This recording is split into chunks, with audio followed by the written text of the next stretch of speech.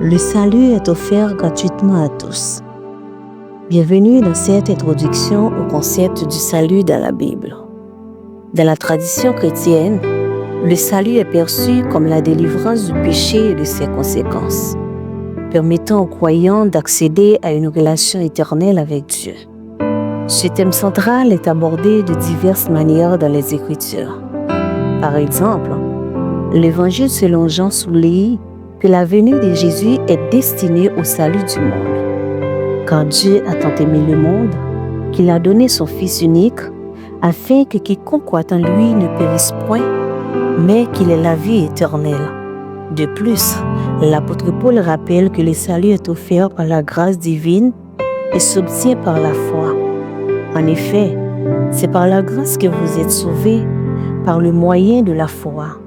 Et cela ne vient pas de vous, c'est le don de Dieu. Ainsi, le salut biblique est une invitation à une transformation profonde, une renaissance spirituelle qui ouvre la voie à une vie en communion avec Dieu. Dans le livre Isaïe chapitre 55, la Bible nous dit « Vous tous qui avez soif, venez aux eaux. Même celui qui n'a pas d'argent, venez acheter et manger. Venez acheter du vin et du lait, sans argent, sans rien payer. Pourquoi pesez-vous de l'argent pour ceux qui ne nourrissent pas? Pourquoi travaillez-vous pour ceux qui ne rassasient pas? Écoutez-moi donc, et vous mangerez ce qui est bon. Et votre âme se délectera de mes succulents. Prêtez l'oreille et venez à moi. Écoutez, et votre âme vivra.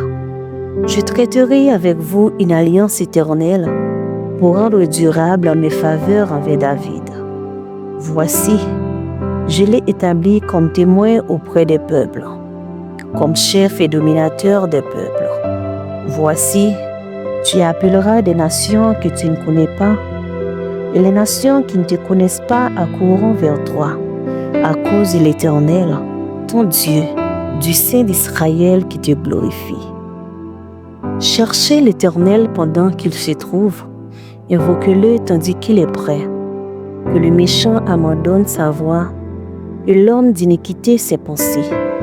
Qu'il retourne à l'Éternel qui aura pitié de lui, à notre Dieu qui ne se lasse pas de pardonner.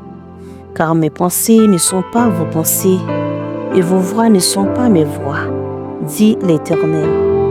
Autant les cieux sont élevés au-dessus de la terre, autant mes voix sont élevées au-dessus de vos voix, et mes pensées au-dessus de vos pensées. Comme la pluie et la neige descendent des cieux, ils ne retournent pas, sans avoir à oser féconder la terre, et faire germer les plants, sans avoir donné de la sémence au semeur, et du pain à celui qui mange. Ainsi en est-il de ma parole qui sort de ma bouche. Elle ne retourne point à moi sans effet, sans avoir exécuté ma volonté et accompli mes desseins. Oui, vous sortirez avec joie, et vous serez conduits en paix. Les montagnes et les collines éclateront d'allégresse devant vous, et tous les arbres de la campagne battront des mains.